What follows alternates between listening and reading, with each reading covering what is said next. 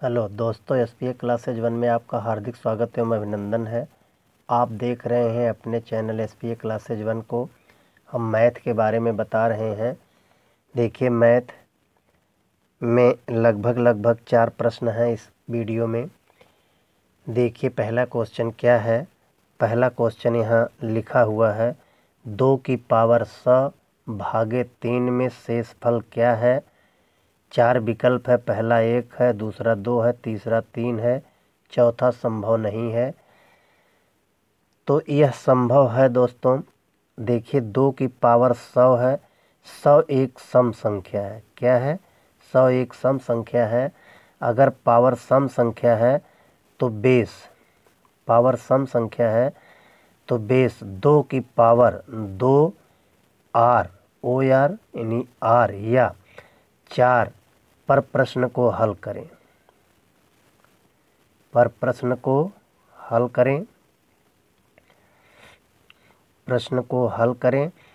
देखिए, 2 की पावर 2 है, 2 दूनी 4 है। 2 की पावर 2 का मतलब 2 दूनी 4 है। 4 भागे 3 है। 4 में 3 से भाग देंगे, शेष 1 आएगा। यह बहुत आसान है।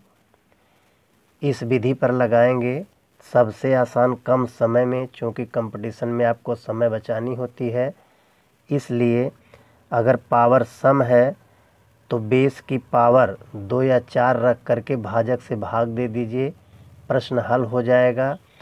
या यहाँ पर अगर कुछ भी नहीं आता है तो पावर शेष हमेशा जीरो माइनस नहीं होता है। 2 में 3 से भाग दे दीजिए, 2 एक कम 2 हो गया। अब 2 में 3 से भाग दे रहे हैं, 3 एक कम 3 होगा, घटा देंगे -1 होगा। यह घात सम है तो सम को पलट दीजिए, माइनस को प्लस हो जाएगा, +1 होगा। इस तरीके से भी लगा सकते हैं, चाहे इस मेथड से लगाएं, चाहे सम विषम वाले से लगाएं, उत्तर एक ही आएगा अगर पावर सम है। अगर विषम होती तो वहाँ पर बेस की पावर 1 और 3 लिया जाता। पावर सम है तो बेस की पावर 2 और 4 लिया जाता है। 4 लेंगे तो भी शेष आएगा एक ही। जैसे 4 पर भी सेट कर लें, चूँकि जब 2 पर हमें उत्तर मिल गया, 4 पर हल करने की कोई ज़रूरत नहीं है। लेकिन 2 की पावर अगर 4 रखते हैं तो 2 की पावर 4 का मान 16 है। 16 में 3 से भाग देंगे, 3 पचे 15 हो गया, फिर भी शेष 1 आया। यही उत्तर होगा। चाहे ऐसे लगाएं चाहे ऐसे लगाएं, अगर उत्तर पहले से प्राप्त हो गया तो आगे बढ़ने की ज़रूरत नहीं है। देखिए क्वेश्चन नंबर 2। देखिए, प्रश्न संख्या 2 लिखा हुआ है, 100 प्रश्न का एक पेपर है। कोई पेपर 100 प्रश्न का है। प्रत्येक सही प्रश्न का अंक 1 होगा। अगर एक क्वेश्चन आपका सही होगा तो 1 अंक मिलेगा। गलत पर ऋणात्मक अंक 0.25 का होगा। यानी अगर एक गलत होगा, सही होगा तो 1 प्लस होगा, गलत होगा तो 0.25 आपका घट जाएगा। क्या करेगा? घट जाएगा। छात्र ने सभी प्रश्न किए, 50 अंक प्राप्त किए। देखिए, यहाँ ओवर राइटिंग है लेकिन 50 है, प्राप्त किए। तो सही प्रश्नों की संख्या क्या है? अगर देखिए, क्वेश्चन हल करने के लिए बेस यह है कि सभी प्रश्न 100 हैं और प्रत्येक प्रश्न के लिए 1 अंक दिया जाता है। प्रत्येक प्रश्न के लिए कितने अंक दिया जाता है? 1 अंक दिया जाता है। मान लीजिए अगर वह 100 क्वेश्चन किया और 100 सही है तो उसे 100 नंबर मिलेगा। तो जब 100 नंबर मिलेगा तो 100 नंबर में कुछ उसका गलत हुआ है जिसे उसे 50 अंक मिला है। कितना कट गया? 50 कट गया। यानी 50 वह सही प्रश्नों के लिए पाया है नंबर और 50 गलत हो गया। तो जो हमारा नुकसान हुआ है गलत वाले पर ही हम लगाएंगे। अब देखिए, 0.25 के हमारा ऋणात्मक अंक है, इसको भिन्न के रूप में 0.25 को भिन्न के रूप में लिख करके दशमलव हटाया जा सकता है।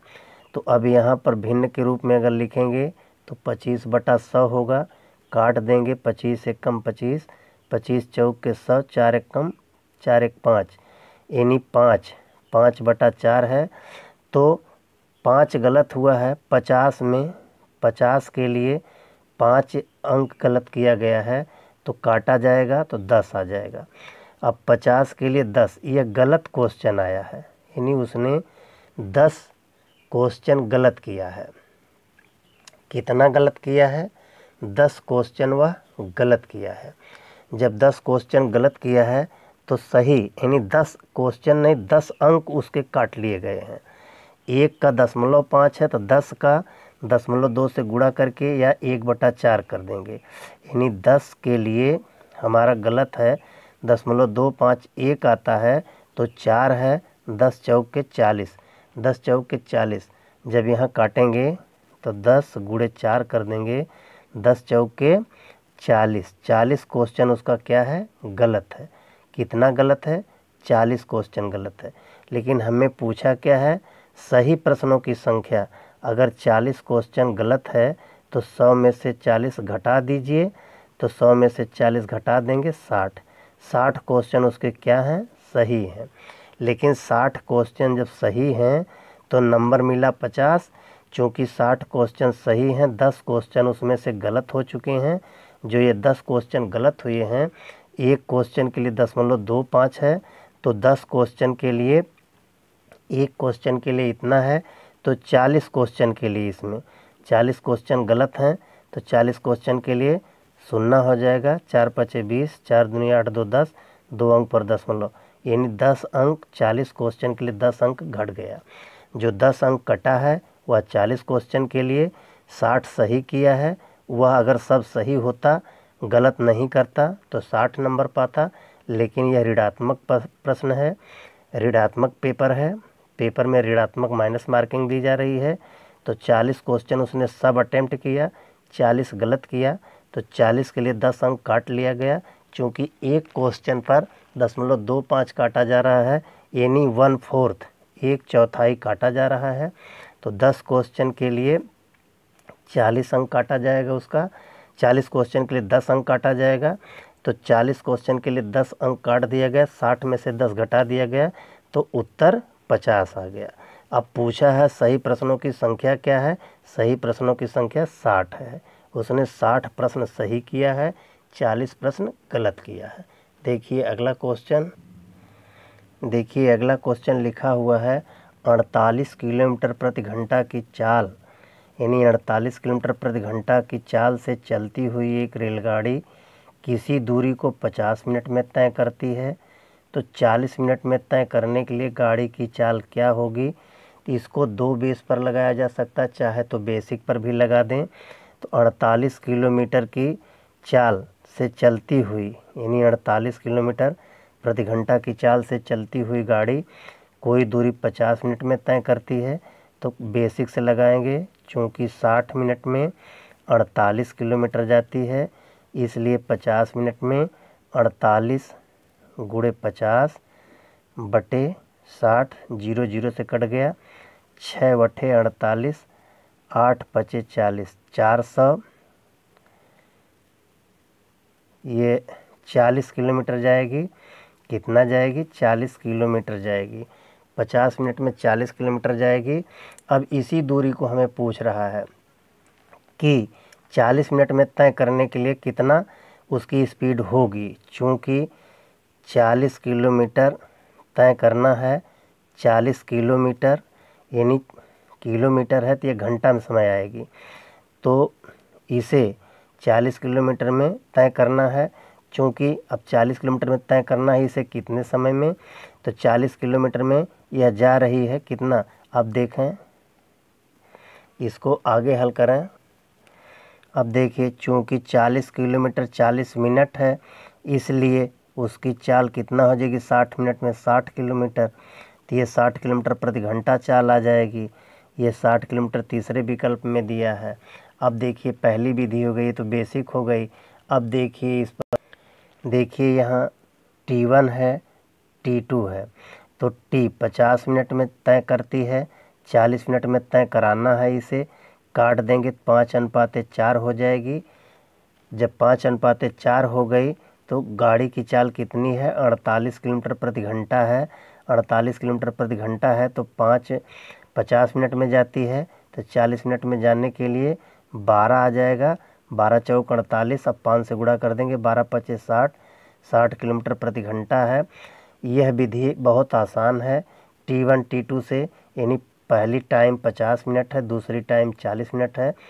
इनको छोटा कर दिया, अनुपात से 10 से काट दिया, इसको 10 से इसको काट दिया, 5:4 हो गया। चूँकि 48 किलोमीटर 50 मिनट में जाती है तो 40 ज्ञात करना है। तो 40 से ज्ञात करने के लिए 5 बराबर 50 है, यानी 48 गुणे 50/40, 0 0 से कट गया। तो यहाँ पर 4 से काटेंगे 48 को, 12 आ गया, 12 पचे 60, 60 किलोमीटर प्रति घंटा उस रेलगाड़ी की चाल अगर रहेगी तो वह 40 मिनट में उसी दूरी को तय कर लेगी। 50 मिनट के हिसाब से अगर उसकी चाल 48 है तो 50 मिनट लग रहे हैं। गाड़ी की चाल अगर 60 कर दी जाए तो गाड़ी को वही दूरी तय करने में 40 मिनट लगेंगे। देखिए अगला क्वेश्चन, देखिए यहाँ क्वेश्चन लिखा हुआ चौथा, 10 वर्ष पूर्व ए के पिता की आयु, मान लीजिए ये यहाँ वर्तमान पर है, कहाँ है, वर्तमान पर है। तो 10 वर्ष पहले अगर निकाल लेंगे इसमें, तो 10 वर्ष पहले मान लीजिए ए की आयु 1 है, यहाँ ए की आयु 1 है, तो पिता की आयु 10 है। अब 10 वर्ष बाद, ये माइनस में था, 10 वर्ष बाद ए की उम्र, ए के पिता की, 10 वर्ष पूर्व ए के पिता की उम्र ए की 4 गुनी थी। तो 10 वर्ष पूर्व ए के पिता की उम्र ए की 4 गुनी थी। अब यहाँ 10 वर्ष पूर्व, अब यहाँ ए की इतनी थी, तो यहाँ इनकी 4 थी, तो यहाँ 10 चौक के 40 हो गया। इसमें भी 4 से गुणा करेंगे तो ये 10 चौक के 40 हो गया। अब देखिए यहाँ पर फिर 10 वर्ष बाद, 10 वर्ष बाद कह रहा है, 10 वर्ष बाद पिता की उम्र ए की उम्र की 2 गुनी होगी। तो ए की उम्र 10 वर्ष बाद, ए की उम्र अगर 1 है तो इनकी उम्र 2 होगी। तो ए की उम्र 1 है तो इनकी उम्र 2 होगी। तो जब यहाँ 1:4 था तो यहाँ पर 1:2 है। तो अब इनको हल किया जा सकता है। देखें 2:4, इनमें 2 का अंतर है, 2:4 बराबर 2 का अंतर है। तो 10 साल ये, 10 साल ये, 20 साल का अंतर है। 20 गुणे 1/2 कर देंगे तो यहाँ 10 आ जाएगा। 20 गुणे 1/2 बराबर 10 वर्ष आ गया।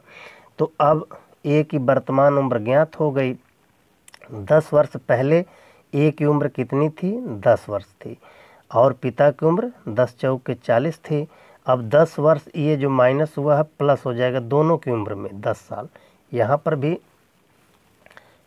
भी 10 साल जुड़ जाएगा, यहाँ पर भी 10 साल।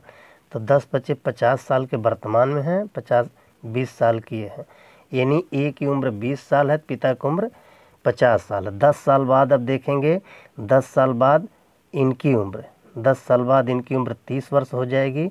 20 + 10 और यहाँ 50 + 10, तो 20 + 10 बराबर 30 हो गया।